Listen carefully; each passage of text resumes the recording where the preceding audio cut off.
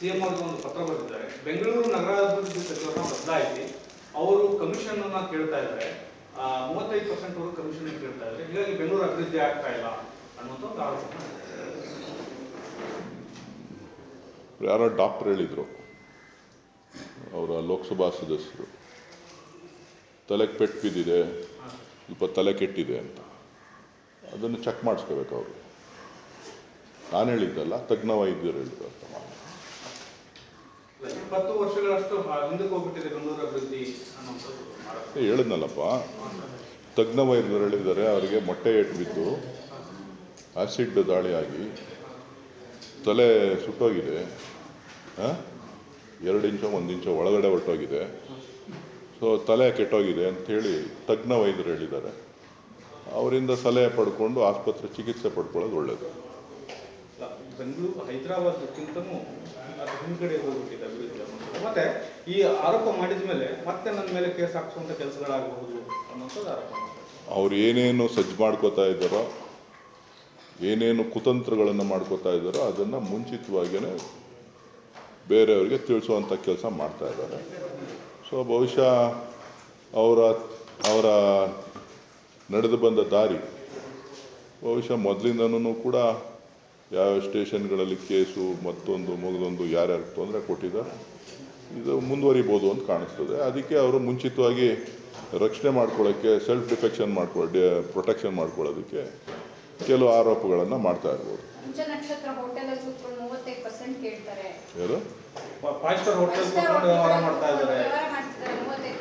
ಮುಖ್ಯಮಂತ್ರಿಗಳು ಪತ್ರ ಕೊಟ್ಟಿದ್ದಾರಲ್ಲ, ಈಸ್ಕೊಳ್ಳಿ, ಬೇಡ ಅಂದವ್ರು ಯಾರು?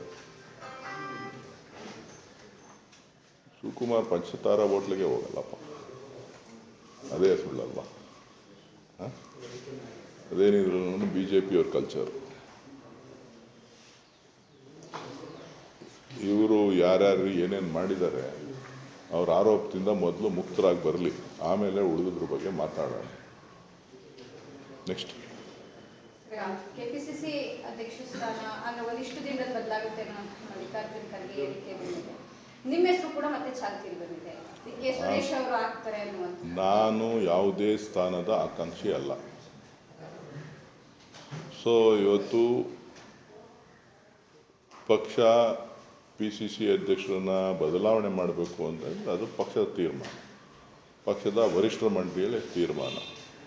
ಅದಕ್ಕೆ PCC ಅಧ್ಯಕ್ಷರು ಭದ್ರಾಗಿದ್ದಾರೆ, ಬೇರೆಯವರು ಕೂಡ ಭದ್ರಾಗಿರ್ತಾರೆ. ಇದರಲ್ಲಿ ಬೇರೆಯವರು ಚರ್ಚೆ ಮಾಡುವಂಥ ಅವಶ್ಯಕತೆ ಆಗಲಿ, ನಾನು ಅದಕ್ಕೆ ಆಕಾಂಕ್ಷಿ ಅನ್ನೋದಾಗಲಿ ಇಲ್ಲ. ನಾನು ಯಾವುದೇ ಸ್ಥಾನದ ಆಕಾಂಕ್ಷಿ ಅಲ್ಲ. ರಾಜ್ಯದ ಉಸ್ತುವಾರಿ ಕೂಡ ಬದಲಾಗ್ತಾ ಇದೆ, ಅದರ ಬಗ್ಗೆ ಮಾಹಿತಿ ಇಲ್ಲ. AICC ಮಟ್ಟದಲ್ಲಿ ತೀರ್ಮಾನ ಆಗುವಂಥದ್ದು ಮಾನ್ಯ ಮಲ್ಲಿಕಾರ್ಜುನ್ ಖರ್ಗೆ ಅವರು ಮತ್ತು ರಾಹುಲ್ ಗಾಂಧಿ ಅವರು ತೀರ್ಮಾನ ಮಾಡ್ತಾರೆ. AICC ಬೇರೆ ಪುನರ್ರಚನೆ ಆಗ್ತಾ ಇದೆ ಸರ್, ತಮಗೆ ಸ್ಥಾನವನ್ನು ಕೊಡಬಹುದು? ನಾನು ಯಾವುದೇ ಸ್ಥಾನ ನಿರೀಕ್ಷೆನೂ ಮಾಡ್ತಾ ಇಲ್ಲ, ಅದರ ಅಪೇಕ್ಷೆನೂ ನನಗಿಲ್ಲ.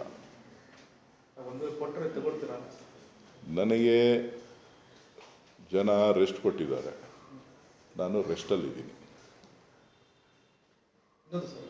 ಸಿಎಂ ಸಿದ್ದರಾಮಯ್ಯ ಅವರು ಹೇಳಿದ್ದಾರೆ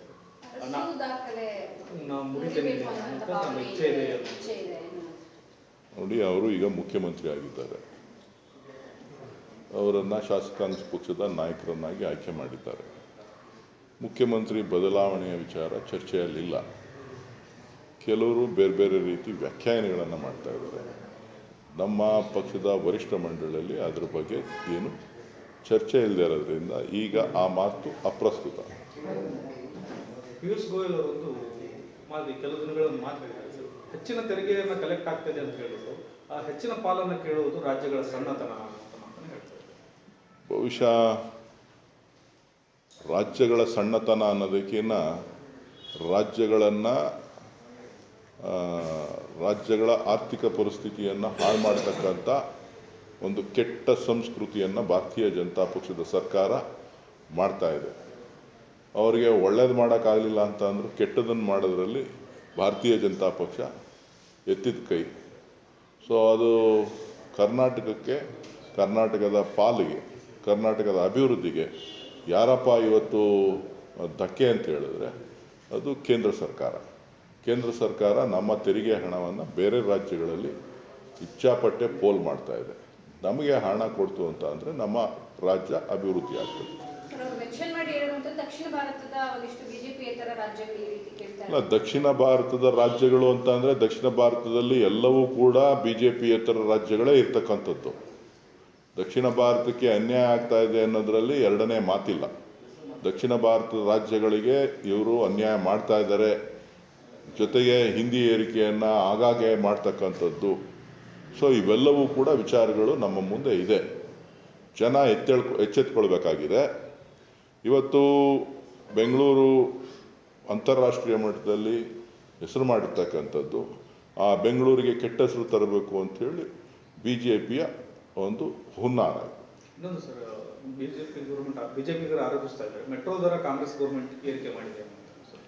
ನೋಡ್ರಿ, ಮೆಟ್ರೋ ಅಂತ ಅಂದರೆ ಬಹುಶಃ ಎಲ್ರಿಗೂ ಕೂಡ ಒಂದು ತಪ್ಪು ಕಲ್ಪನೆ ಇದೆ.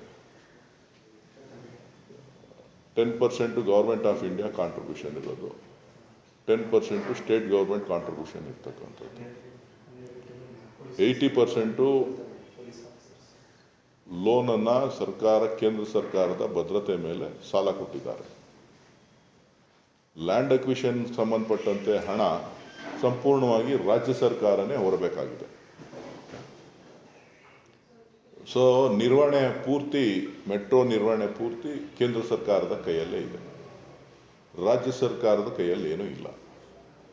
ರಾಜ್ಯ ಸರ್ಕಾರ ತನ್ನ ಪ್ರಸ್ತಾವನೆಯನ್ನು ಕೇಂದ್ರ ಸರ್ಕಾರಕ್ಕೆ ಕಳಿಸ್ತಿದೆ ಹೊರತು ಏನಾರು ಅಭಿವೃದ್ಧಿ ವಿಚಾರದಲ್ಲಿ ಬೇರೆ ಇನ್ಯಾವುದು ಕೂಡ ಅಲ್ಲ. ಇವತ್ತು ಅವ್ರಿಗೆ ಅಷ್ಟೊಂದು ಪ್ರೀತಿ ಇತ್ತು ಕರ್ನಾಟಕದ ಮೇಲೆ ಅಂತ ಹೇಳಿದ್ರೆ ಅವರು ಹೆಚ್ಚಿನ ಅನುದಾನನ ಕೊಟ್ಟು ಕರ್ನಾಟಕದ ಕನ್ನಡಿಗರ ಮೇಲೆ ಆಗ್ತಾ ಇರ್ತಕ್ಕಂಥ ಮೆಟ್ರೋ ಹೊರೆಯನ್ನು ಕಡಿಮೆ ಮಾಡಲಿ. 10% ಶೇರ್ ಕೊಡೋದನ್ನು 40% ಶೇರ್ ಕೊಡಲಿ. ಹೌದಾ ಅಲ್ವಾ? ಅದನ್ನು ಬಿಟ್ಬಿಟ್ಟು ಬಡ್ಡಿ ದರ ಕಟ್ಟಬೇಕು ಅಂತ ಅಂದರೆ ಬಡ್ಡಿ ಫಿಕ್ಸ್ ಮಾಡಿರೋರು ಕೇಂದ್ರ ಸರ್ಕಾರದವರೇ, ಸಾಲದವರೇನ ಜನರ ಮೇಲೆ ಆಗ್ತಾ ಇರೋರು ಅವರೇನೇನೆ. ಮೆಟ್ರೋ ನಡಿಬೇಕು ಅಂತೇಳಿ ಮೆಟ್ರೋ ಬೋರ್ಡು ತೀರ್ಮಾನ ಮಾಡಿ ಅದನ್ನು ಕೇಂದ್ರ ಒಪ್ಪಿಗೆ ಕೊಟ್ಟಿರ್ತಕ್ಕಂಥದ್ದು. ಕೇಂದ್ರದ ಮೇಲೆ ಕೆಲವು ಸಂಸತ್ ಸದಸ್ಯರ ಹೇಳಿಕೆಗಳನ್ನು ನೋಡಿದ್ದೇನೆ, BJP ನಾಯಕರ ಹೇಳಿಕೆಗಳನ್ನು ನೋಡಿದ್ದೇನೆ, ಗಮನಿಸಿದ್ದೇನೆ. ಬಹುಶಃ ಅವ್ರಿಗೇನಾದರೂ ಜವಾಬ್ದಾರಿ ಇತ್ತು ಅಂತ ಅಂದರೆ ಮೆಟ್ರೋಗೆ ಕೊಡ್ತಕ್ಕಂಥ ಪಾಲಿನ ಏನು ಹಣವನ್ನು ಕೇಂದ್ರ ಸರ್ಕಾರದ ಪಾಲನ್ನು ಹೆಚ್ಚಿಗೆ ಮಾಡಲಿ.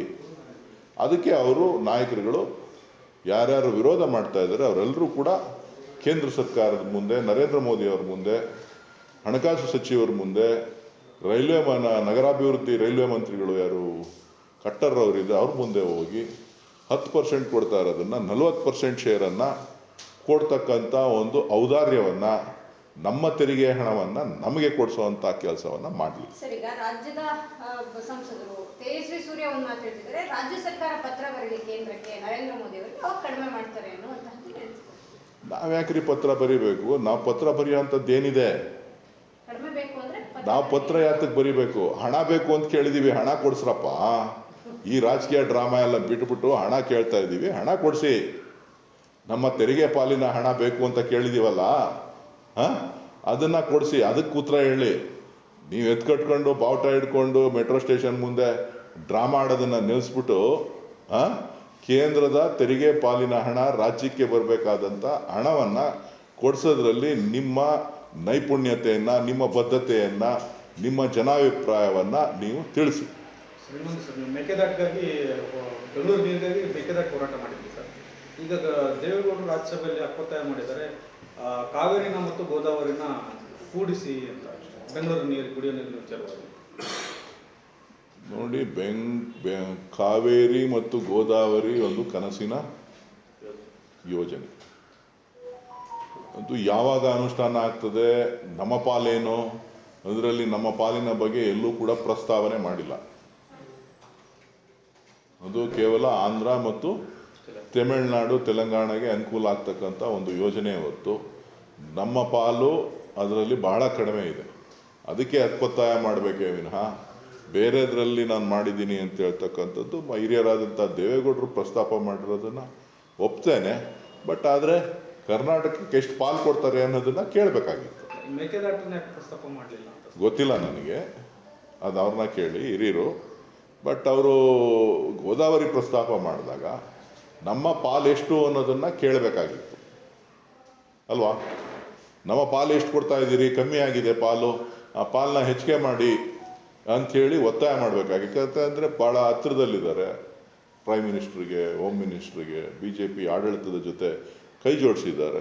ಸೊ ಅವ್ರ ಮಾತು ನಡೆಯುತ್ತೆ. ಸೊ ಹೆಚ್ಚಿನ ಪಾಲನ್ನು ಒಂದು 25-30 TMC ನೀರನ್ನು ನಮಗೆ ಹೆಚ್ಚುವರಿಯಾಗಿ ಕೊಡಿಸ್ಬೋದು. Okay, thank you. Thank you.